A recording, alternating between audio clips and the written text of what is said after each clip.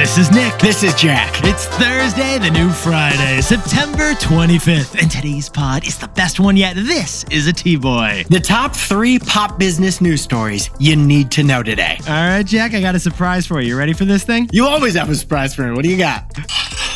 Oh. Okay, it's a new button, and when we're covering a profit puppy or like a company making a lot of money, it's a cash register ka-ching sound. What do you think? Dude, that's like those Wall Street trading floors that have a gong for every big sale that got closed. Yeah, I got it off Shein. Yetis, this is either highly, highly endearing or highly, highly annoying. Let us know in the comments. In the meantime, Jack, let's hit our 3 stories. What do we got on today's T-Boy? For our first story, there is a legendary food delivery driver in New York City named Mamadou. And if you get him delivering your stuff, cherish this moment. Mamadou has become a celebrity with his 5-star rating, and we think he's Uber's biggest marketing opportunity. For our second story, it's the most unusual venture deal of all time. Nvidia paid OpenAI $100 billion, but then OpenAI paid Nvidia $100 billion. It kind of all cancels out. It's a wild case of circular financing, and it's making us do a gut check on this insane AI boom. And our third and final story is the new flex at work. It's mentioning that you have an executive assistant. Sorry, one sec, Jack. Yeah, you can cancel my 2 p.m. Thank you. Get in touch with my executive assistant. Because, besties, it's the EA-for-All trend, and Jack and I will tell you how it's happening. But Yetis, before we hit that wonderful mix of stories. I mean, love the mix. Awesome mix of stories, Jack. Forget college athletes, Yetis. Who's the newest surprise moneymaker on campus these days? It's Sorority Sisters. Because those Rush Talk videos over at Kappa Kappa Delta get way more attention than anything the football team is doing. So right now, sororities are cashing in on TikTok fame like they're D1 quarterbacks. Nick, can I sprinkle on some context? I would love for you to sprinkle it on, please, Jack. This viral TikTok sorority trend began years ago with Bama Rush in Tuscaloosa, Alabama. Sorority recruitment dance videos, they first went insane on social media. And like we've said, where there are eyeballs, there will be ads. So brands are giving the sisters free stuff and hard cash to promote their stuff. According to the Wall Street Journal, Poppy, the soda brand, made 430,000 custom cans of free soda for sororities this fall. Poppy filled the Tri-Delt fridge with free Tri-Delt prebiotic soda. Shampoo brands are providing free Pantene for entire sorority houses. Your whole bathroom is comped if you live at a sorority right now. One sorority star at the University of Arizona was actually flown out to New York Fashion Week after going viral. Paid for by the fashion companies, but the dean not happy about it. Forget those big investment bank signing bonuses, Nick. And Jack, forget the dream of getting drafted to the NFL. There's money in the sorority house. To quote the Bluth guys. Have you been enjoying recruitment week? Well, Jack, it paid off my student loan, so sisters for life. If you know, you know. Let's hit our 3 stories. 15 years before this song, 2 boys from the Northeast met in the dorm. They had an idea that caused a cultural storm. It's the best one yet, but the best is the norm. Jack, Nick, that's it. I don't even think they need to practice. 50%, that's a fat tip. T-Boy City on your at-list. If you know, you know, cause we ready to go. We can't wait no more, so just start the show. Start the show. For our first story, there is one heroic man named Mamadou with a perfect Uber rating delivering food across New York City. Or is he many men? The mystery of Mamadou is actually a huge market opportunity for both Uber and DoorDash.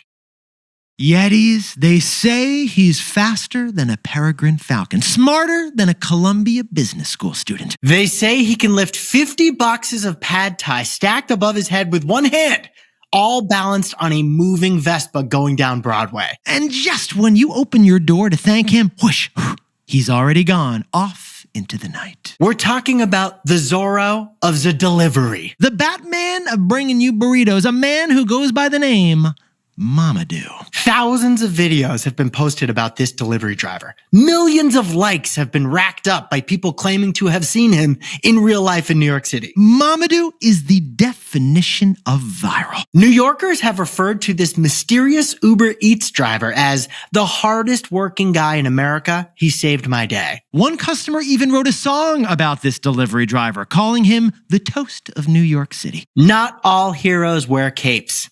Some wear a helmet, gloves built into their bicycle, and an insulated pizza bag. Now, besties, Jack and I have been tracking this story for a week now. The Wall Street Journal just did a whole piece on him. Apparently, references to Mamadou began in early 2025. When two New Yorkers noticed a trend in their delivery dinner habits. Every night, their food was being delivered, according to the app, by someone named Mamadou with a perfect rating. And he was arriving on time. So they shared their observation on X, and that observation went viral on the platform. By August, Google searches in New York for the name Mamadou had totally spiked. So it is about time we answer the question, Jack, who is Mamadou? Most likely, Mamadou is actually many people, because Mamadou is a very common name for a man in a West African country. Jack, let's sprinkle on some historical context here, if you please. Islam swept through West Africa in the 11th century. And when the French colonized West Africa in the 19th century, Mamadou became like a local-ish French version of the Islamic name Muhammad. And now Mamadou is the #1 most popular boy's name in the country of Senegal in West Africa. And guess what? A lot of people from Senegal have immigrated to the United States. It's the latest immigration wave. So across New York City right now, a lot of Mamadous who are Uber Eats and DoorDash delivery drivers, they're in on the joke. They're posing for pictures when they drop off a pasta bowl to an ecstatic customer who saw Mamadou on their app. And for all these Mamadous, the legend of Mamadou has become both an emotional and a financially lucrative moment for them. If your name's Mamadou, you have a statistically significant higher tip rate than all the other food delivery people in New York City. There is one Mamadou who got an $86 tip just because his name is Mamadou. Have you ever had Mamadou deliver your food? If I could only be so lucky. But here's a fascinating detail Nick and I noticed. People interviewed by the Wall Street Journal referenced delight time after time, referencing Mamadou delivering their food. In fact, one woman said Mamadou dropping off her sesame noodles felt like a gift from Santa. That is an exact quote. Now, to us, that's a signal. That kind of intense customer happiness, companies can't pay for that. That is publicity you would literally pay for if you are Uber Eats, Jack. Which is why Nick and I think Mamadou could unlock some serious market cap. To quote our favorite movie, Batman, Jack, you either die a hero or you live long enough to see yourself become Mamadou. So, Jack, what's the takeaway for our buddies over at Uber? Uber should stop hiding Mamadou and start highlighting him instead.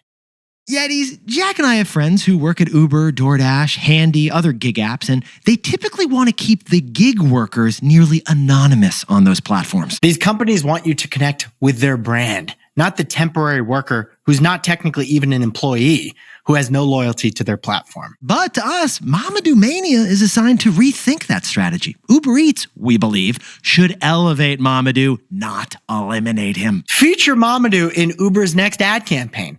Sign Mamadou to an exclusive deal so he only works for Uber, not Lyft or DoorDash. Now, yes, that would empower Mamadou, which he could hold against Uber for his own personal benefit. Like demanding a signing bonus or else I'm going to Lyft. But we think the signals of customer delight show it's worth that risk. Stop hiding Mamadou and start highlighting him instead. Stop treating drivers like commodities. Treat the best ones like celebrities. For our second story, Nvidia just gave OpenAI $100 billion. But now OpenAI is giving Nvidia $100 billion? Yeah, just a casual 100 bill back and forth. It's a strange phenomenon called circular financing, and it should give everyone pause. Yetis, Harry Potter and Dumbledore, Neo and Morpheus, Sonny and Cher, Nvidia and OpenAI. They are the power couple of artificial intelligence. And on Monday, we saw an enormous and highly unusual deal between these two AI power brands. Jack, why don't you tell us about part one? Part one is that Nvidia is giving OpenAI $100 billion in cash in exchange for stock in OpenAI. It's an investment in the owner of ChatGPT. Nvidia will pay $10 billion increments over the next few years for $100 billion total. Okay, that's part one. Here's part two. OpenAI is going to use all that money they got from Nvidia to buy Nvidia chips for their data centers. Okay, Jack, I got to pause the pod for a second here. So Nvidia is paying OpenAI money, but then that money's coming directly back to Nvidia? Yeah, it's like a pizza place giving me money so that I can buy their pizza. Jack, I think the technical financial term is the reverse Uno card. I think they pulled a reverse Uno card on each other. You might see memes online. It's like a snake eating its own tail. But there is an actual real term for this, Yetis. It is called, from our time in finance, circular financing. Now look, circular financing can be legitimate. And we've seen suppliers accept stock in a company instead of cash, like what Nvidia is doing here with OpenAI. But here's the problem with circular financing. It can also create the illusion of growth or an illusion of demand that is not actually there because everything's going in a circle. And since this is happening during an incredibly frothy moment in the AI industry, we're going to take a moment of pause and think about this. And we're going to jump in T-Boy style. First, Yetis, let's look at the sheer size of this Nvidia OpenAI deal that happened this week. $100 billion, Jack? We're pretty sure that's the biggest equity investment ever. I mean, Microsoft invested $10 billion into OpenAI just a couple years ago, and that was like a gigantic deal at the time. This deal is 10 times bigger than that, Nick. Let's go a little further, Jack. $100 billion? Can you sprinkle on some context, please, my friend? That is the size of Nike. It's the GDP of Bulgaria. It's 3 times the world box office. All movies in theaters? Yeah, this is 3 times bigger. So this isn't just unprecedented in the size of the investment. It's also coming from a $4.5 trillion company, which is also unprecedented. And the wild other detail here, Nvidia stock actually jumped after announcing they were going to give OpenAI all this money. And the size of that stock market gain was more than $100 billion. So it more than paid for the investment in OpenAI that the news was about in the first place. Also, besties, this deal commits OpenAI to build $100 billion of data centers on top of the $500 billion of data centers they were already going to build. So all of this begs these 2 important questions. Where is all the money going to come from to build out all these data centers? And how high can these valuations in AI go? Venture capital literally doesn't have these kinds of dollars. Because you see, unlike conventional fundraising deals, the money right now isn't coming from customer demand or from new outside investors in these deals. It's coming from within. The money is flowing back and forth between the same big tech companies trying to win in AI. And it's a whole lot of money, Jack. A lot of money. So, Jack, what's the takeaway for our buddies over in AI? It's the rocking horse analogy. Don't confuse movement with progress. Yetis, this superlative-rich deal between OpenAI and Nvidia caused a whole lot of movement in the stock market this week. But is that movement progress? That's the gut check that we're asking right now. Because this deal looks like circular funding, which reeks of bubble-like behavior according to Bloomberg. Think about it. OpenAI is paying Oracle, who is paying Nvidia, who is paying OpenAI. Who is then paying Oracle, who is paying Nvidia, who is paying OpenAI, ... goes on and on and on. As long as nobody stops making these payments, we're all going to be good, everybody. So besties, if AI is a bubble that's due for a correction, although we hope it isn't, then this blockbuster circular funding deal between Nvidia and OpenAI will be looked back at as the early sign. Because of the rocking horse analogy. Don't confuse movement with progress. Hey Yetis, if you're a bestie, take a sec and hit that subscribe button. And like this video while you're at it. If you leave a comment, by the way, we'll read it. For our third and final story, the big new power flex boss move at work. You know what it is. I'm looping in my EA. Companies are cutting back on executive assistants, but everyone else is hiring more of them. Now, Yetis, a buddy of ours from our Robinhood days was a guy named LaSalle. LaSalle left a cush job in finance to work at a scrappy startup in California, just like Nick and I did. Now, when he told his wife he was making this big career pivot, she was apprehensive because as she told him, you haven't booked your own travel in 20 years. But LaSalle gave up that EA to take a risk at a rocket ship fintech startup. And you know what? He was not the only one who gave up that EA. Thousands of executives are losing their executive assistant every year as companies are cutting perks. No more kombucha, no more swag, and the EA is gone for every manager out there. In fact, according to the Wall Street Journal, the number of full-time executive assistants in America has fallen from 1.4 million in 2020 to less than 500,000 today. Hey, her boss, she ain't looping in her EA to CC it for scheduling that one-on-one. ASAP. But here's the crazy contradiction.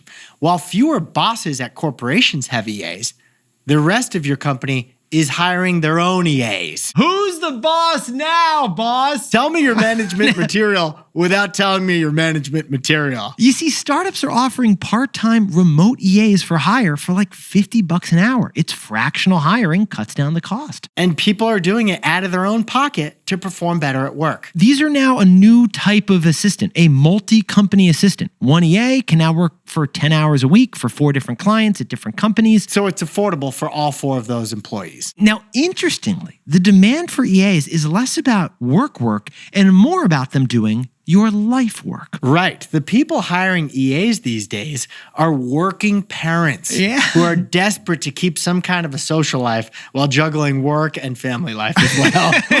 You're not hiring an EA for that board meeting. You're hiring them for the preschool planning help. You see, as you get older, you realize time is your most valuable asset. So you'll pay someone out of your own pocket to do the admin work that you don't want to do, so you have more time for yourself. Full disclosure, you want to share what we want to share, Jack? We actually hired through one of the companies mentioned in the Wall Street Journal article. Yeah. It didn't work out, though. It didn't.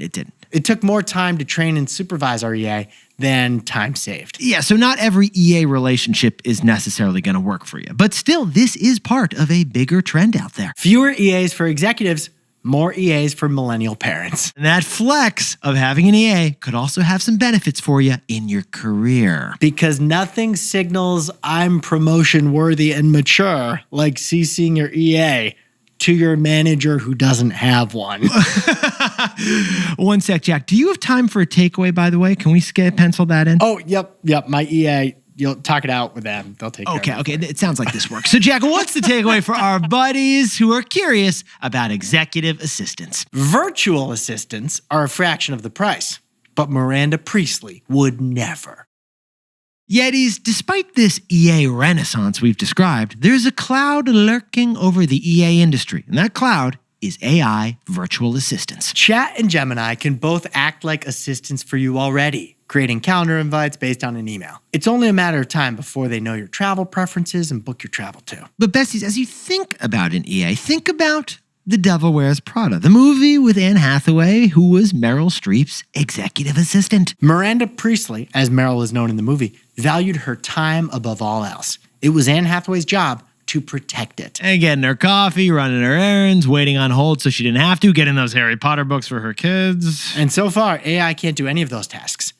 In fact, the majority of what we could use help with, AI can't actually do, unfortunately. Like breaking down these boxes from Amazon. Soon, besties, you will be tempted by a virtual AI, and they will probably save you time on computer admin at a fraction of the price of a human EA. But Miranda Priestley would never. Jack, could you whip up the takeaways for us for the new Friday? Delivery drivers in New York named Mamadou do excellent work, and they're becoming viral for doing so. So Uber should stop treating gig workers like commodities and instead treat the best ones like celebrities. For our second story, Nvidia is paying OpenAI so that OpenAI can pay Nvidia. It's circular financing, so we're doing a gut check. And remember the rocking horse analogy. Don't confuse movement with progress. And our third and final story is the new flex at work. It's mentioning that you have an executive assistant. My EA has told me that AI virtual assistants could disrupt EAs, but Miranda Priestley would never. But besties, this pod's not over yet. Here's what else you need to know today. First, Target, with their new CEO, has begun their brand facelift, and they're starting with a renovation of their Soho, New York City location. The store entrance at this Soho Target looks like a venue that Kendall Roy would host his birthday party at. Yeah, this is channeling Target for the new space. It's not Midwestern America where Target is headquartered. Okay, but here's the plot twist. The point of this fancy new New York City Target is not to replicate it across the country, right, Jack? It's to create a gold standard for the rest of the company to aspire to and be inspired by. And second, Argentina is asking the United States for financial support, and it looks like we're going to pay it. Argentina's radical new leader, Javier Milei, chainsawed his way through the country's inflation problem by boosting their exchange rate. And he did successfully solve the inflation problem. Pretty amazing. But he did so at tremendous cost. It wiped out the country's currency reserves. And now the Trump administration is giving Argentina $20 billion in financial assistance, but we're not calling it a bailout. And finally, George Costanza, the former assistant to the traveling secretary of the New York Yankees, is now a Yankees model. True story. Jason Alexander, the middle-aged bald man from Seinfeld, was never appreciated for his looks, although we did appreciate him for them. I love his stocky looks. But now the streetwear brand Kith, famous for cool collaborations, has hired Costanza. So Jason, aka George Costanza, has a new career repping Yankees clothing for a fancy, cool fashion house. Let's just hope they don't switch the uniforms from polyester to cotton. I know it breathes better, but they're not going to play better. Jack, if that happens, George is getting upset. Now, time for the best fact yet, but this one is both a correction and a clarification from our story last week on Amex's really expensive new credit card. We misdescribed a couple of the rewards. The $75 Lululemon credit, that's actually each quarter, so $300 for the whole year. And the Resi credits to use $400 toward dining, they don't have to be paid using the Resi app. They just have to be paid for restaurants that use Resi, which is like 10,000 restaurants. So if you're going out to dinner on the new Amex card at a Lululemon store next to a really nice restaurant, you're going to have a fantastic time. By the way, I set quarterly reminders for myself because I have this card. Buy something from Lululemon or else the credit is wasted. Oh, Jack, remember our takeaway. The best hack to optimize your credit card points. Ask AI. Yetis, you look fantastic out there. Jack, can I say you look like $1 million?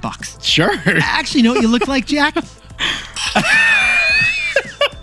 I was wondering why you were flattering me. Besties, the best way we grow the show is when you tell your buddies HYHTBOY and give us a 5-star rating. Happy T-Boy. We'll see you tomorrow.